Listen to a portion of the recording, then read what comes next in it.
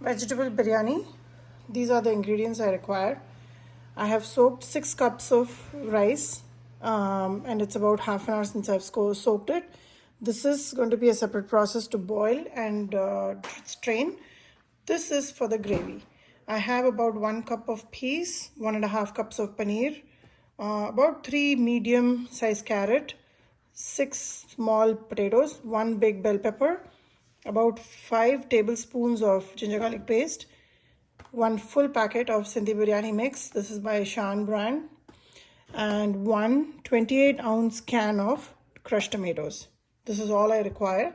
I'll also use some fried onions to thicken the gravy. I will taste the gravy, and if I need some, I will add some chili powder. But we'll see as we go. Let's chop up all the vegetables.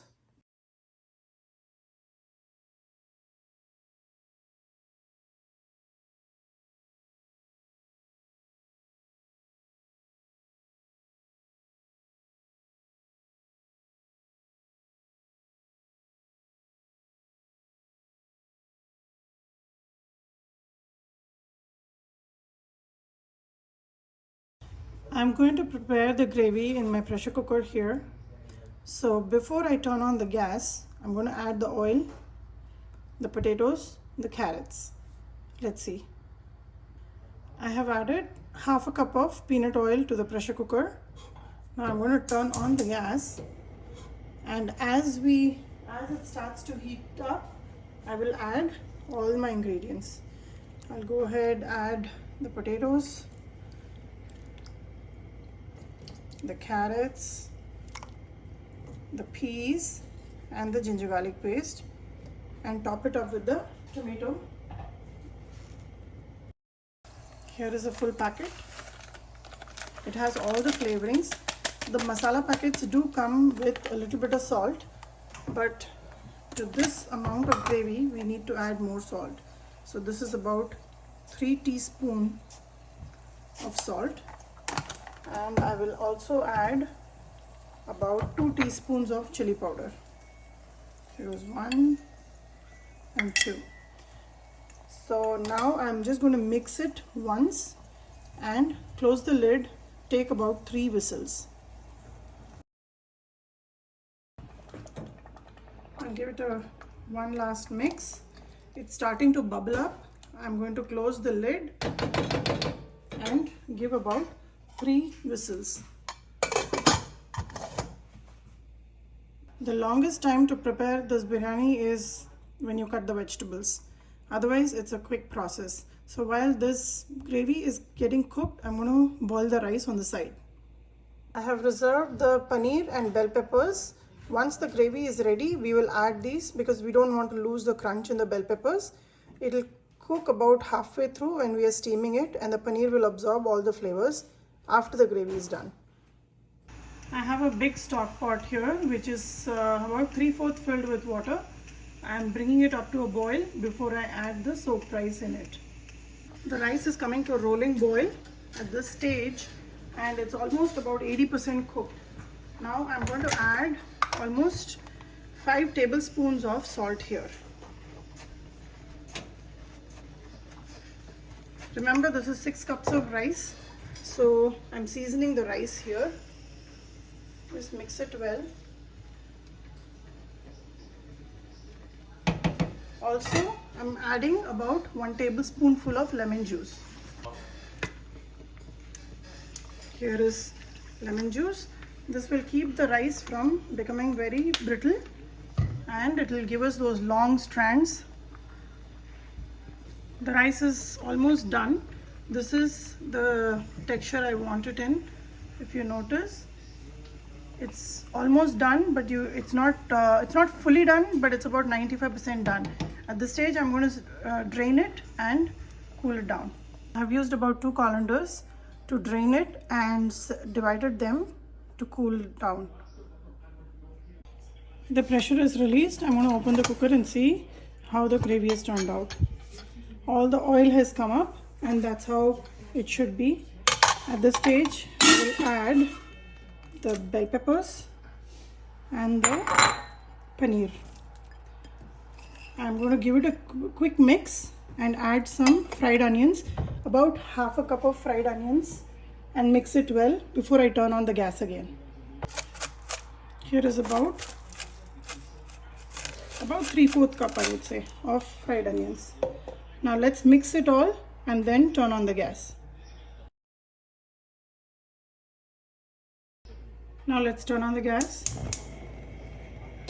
And after about one big boil, the gravy will be ready. We add the bell peppers and paneer later because we don't want them to become mushy or break during the process of cooking. And just in the heat of this gravy, the bell peppers will cook halfway through and fully cook when we steam this gravy and prepare the biryani. The gravy is thick now and it's also bubbling. I'm going to just give it one more mix and cover and leave it alone till I'm ready to assemble the biryani. I'm ready to assemble the biryani. I've already assembled it in one bowl. This is the Pyrex, the largest size of bowl. Since it's about 6 cups of rice that I've boiled, I'm dividing it and creating 2 separate portions, which is easy for me to steam it in the microwave, and then everything will get put inside a big casserole, which is going to be taken for a party. So I've done one here. I'm going to show you the other one. So here, my first layer was a little bit of gravy. Just a little bit. I'm going to cover this with a little bit of rice.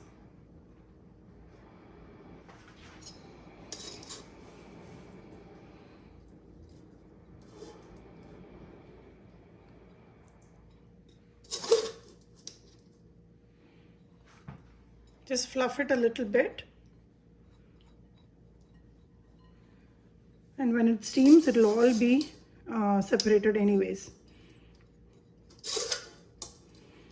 Now another layer of gravy. Now this time do generous layer of gravy.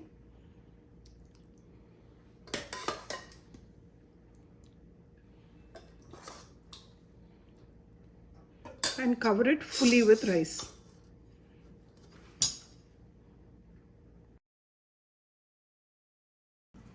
I will add some yellow color and red color just for the presentation. Just few drops, that's it. And when it steams, the color will penetrate through the rice and it will look very pretty. On top of it, a generous squeeze of lemon, some fried onions to absorb any extra liquid, fluid, and a little bit of coriander leaf. I have not packed the rice tight because I want the steam to come through the rice. So here I have 2 containers. I'm going to wrap it up with cling wrap and I will steam this in the microwave for about 9 minutes each. And then I'm going to dump it all into a big casserole and it'll be ready to take for the party.